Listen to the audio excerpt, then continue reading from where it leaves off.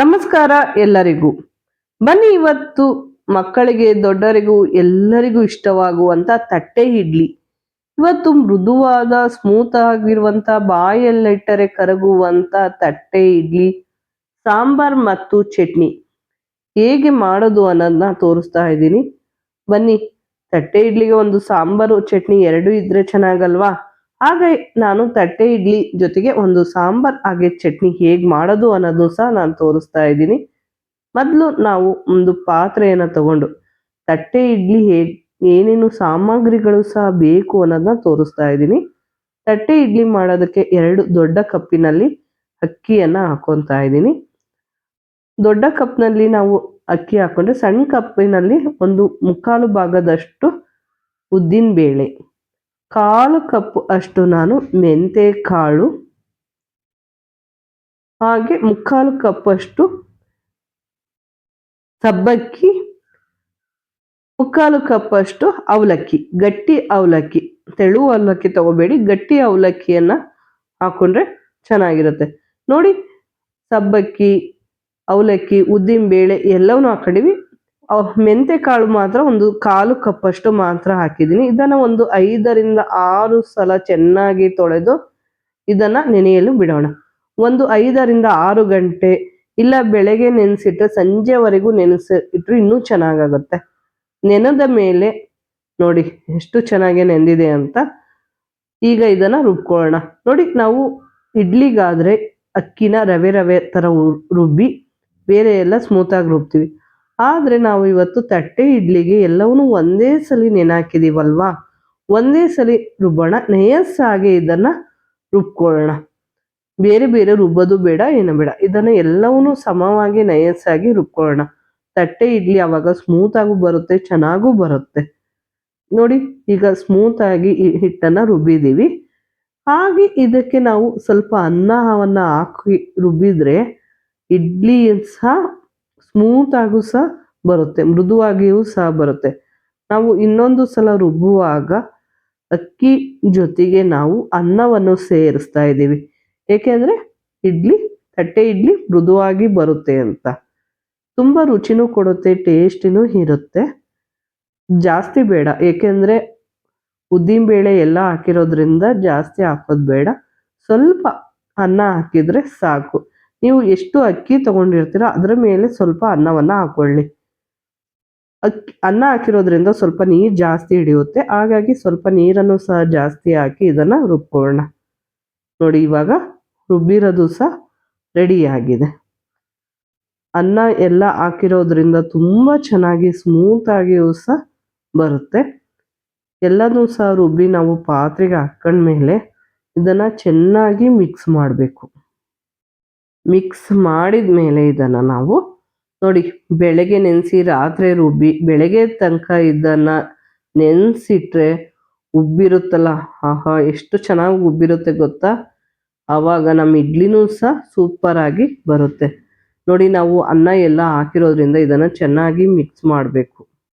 ನೋಡಿ, ಇವಾಗ ಮಿಕ್ಸ್ ಮಾಡಿ ಇದನ್ನು ನೆನೆಯಲು ಬಿಡೋಣ. ಒಂದು 7ರಿಂದ 8 ಗಂಟೆಗಳ ಕಾಲ ಇದನ್ನು ಚೆನ್ನಾಗಿ ನೆನೆಯಕ್ಕೆ ಬಿಡಬೇಕು.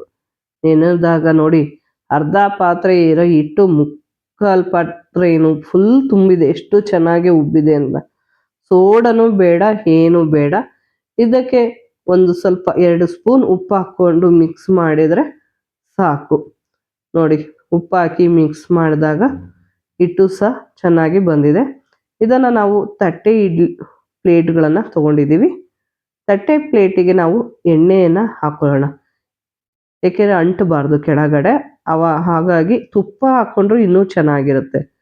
ತುಪ್ಪನಾದರೂ ಆಗಲಿ, ಎಣ್ಣೆನಾದರೂ ಆಗಲಿ ಹಾಕಿ ಇದನ್ನು ಸ್ಪ್ರೆಡ್ ಮಾಡೋಣ.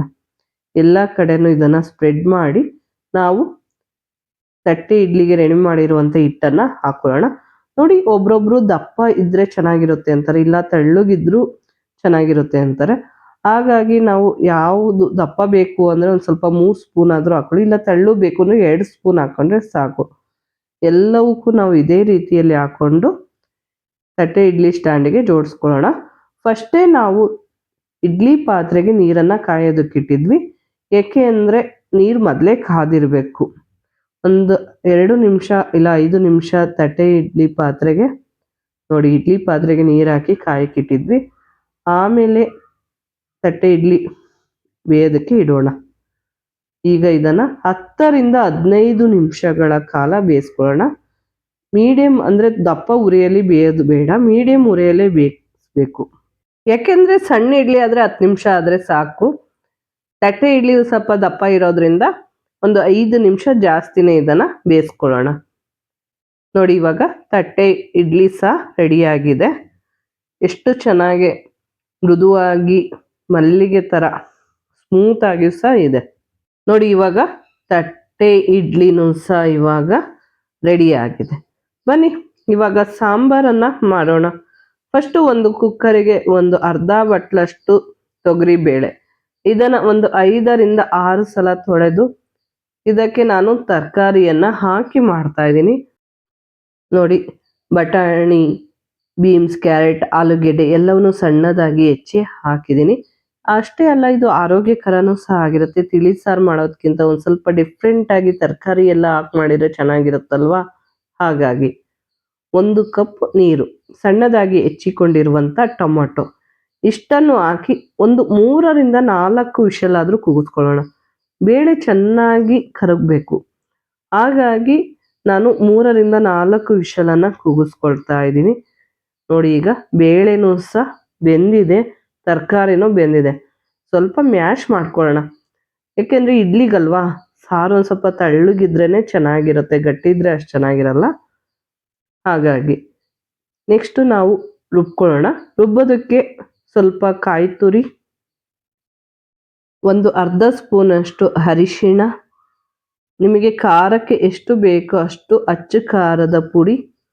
ಒಬ್ರೊಬ್ರು ಖಾರ ಜಾಸ್ತಿ ತಿಂತಾರೆ, ಇಲ್ಲ ಖಾರ ಕಡಿಮೆ ತಿಂತಾರೆ. ಹಾಗೆ ಒಂದೊಂದು ಖಾರದ ಪುಡಿನೂ ಸಹ ತುಂಬ ಖಾರ ಇರುತ್ತೆ, ಹಾಗಾಗಿ ಖಾರನೂ ಸಹ ನೋಡಿ ಹಾಕ್ಕೊಳ್ಳಿ. ಸ್ವಲ್ಪ ಶುಂಠಿ, ಸ್ವಲ್ಪ ಬೆಳ್ಳುಳ್ಳಿ, ಒಂದು 5ರಿಂದ 6 ಹಸ್ಲು ಬೆಳ್ಳುಳ್ಳಿ, ನೆನೆಸಿರುವಂಥ ಹುಣಸೆ ಹಣ್ಣು ಇಷ್ಟನ್ನು ಹಾಕಿ ಈಗ ನಾವು ರುಬ್ಬಿಕೊಳ್ಳೋಣ. ನೈಸಾಗಿ ಇದನ್ನು ರುಬ್ಕೊಳ್ಳೋಣ. ನೆಕ್ಸ್ಟು ಒಗ್ಗರಣೆ ಮಾಡೋದಕ್ಕೆ ಫಸ್ಟು ಒಂದು ಪಾತ್ರೆಯನ್ನು ಇಟ್ಟು ಸ್ಟವ್ ಮೇಲೆ, ಪಾತ್ರೆ ಕಾದ ಮೇಲೆ ಇದಕ್ಕೆ ನಾವು ಒಂದು 2ರಿಂದ 3 ಸ್ಪೂನಷ್ಟು ಎಣ್ಣೆ ಕಾದ ಮೇಲೆ 1 ಸ್ಪೂನ್ ಸಾಸಿವೆ, ಸಣ್ಣದಾಗಿ ಹೆಚ್ಚಿರುವಂಥ ಈರುಳ್ಳಿಯನ್ನು ಹಾಕಿ ಹಸಿ ವಾಸನೆ ಹೋಗೋವರೆಗೂ ಇದನ್ನು ಹುರ್ಕೋಬೇಕು. ನೋಡಿ, ಸಿಂಪಲ್ಲಾಗಿ ಬೇಗನೆ ಮಾಡ್ಬೋದು, ತುಂಬ ರುಚಿಯಾಗಿರುತ್ತೆ, ಟೇಸ್ಟಿಯಾಗಿರುತ್ತೆ. ಅಷ್ಟೇ ಅಲ್ಲ, ಹೆಲ್ತಿ ಫುಡ್ ಅಂತಲೇ ಹೇಳ್ಬೋದು. ಇಡ್ಲಿಗಳಿಗೆ ಬರೀ ಪ್ಲೇನ್ ಸಾರು ಮಾಡೋದಕ್ಕಿಂತ ಈ ಥರ ತರಕಾರಿ ಹಾಕಿ ಮಾಡಿದ್ರೂ ತುಂಬ ರುಚಿಯಾಗಿರುತ್ತೆ, ಆರೋಗ್ಯಕ್ಕೂ ಸಹ ತುಂಬ ಒಳ್ಳೆಯದು.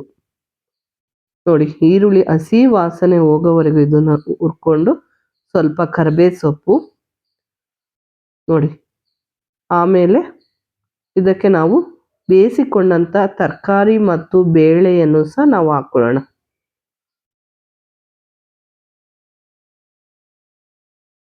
ನೋಡಿ, ಬೇಳೆ ಒಂದು ಸ್ವಲ್ಪ ನೈಸಾಗಿ ಬೇಯಿಸ್ಕೊಂಡಿದ್ದಕ್ಕಲ್ಲೇ ಗಟ್ಟಿ ಆಗಿಬಿಡಿದೆ. ನೀರನ್ನು ಸಹ ಹಾಕೊಳ್ಳೋಣ.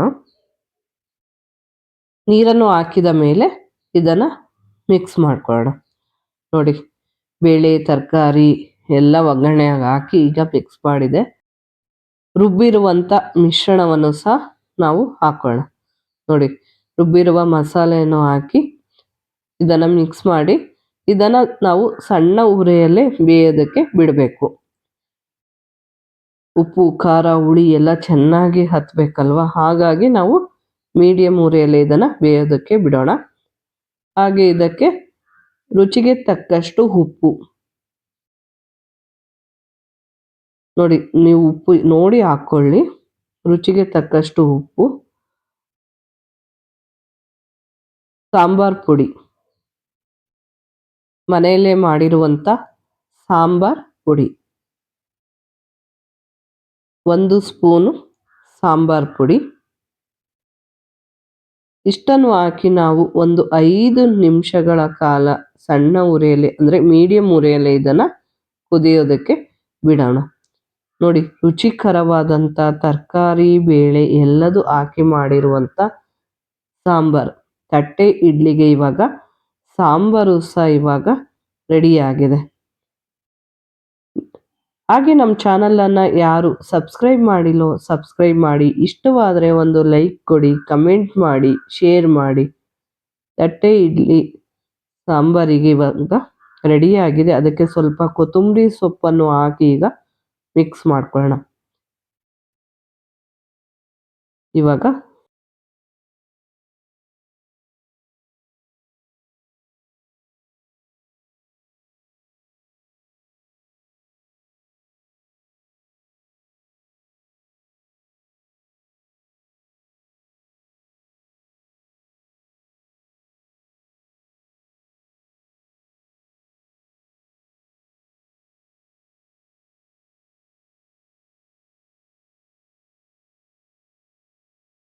ತುರಿ, ಹಾಗೆ 1 ಸ್ಪೂನಷ್ಟು ಕಡಲೆ.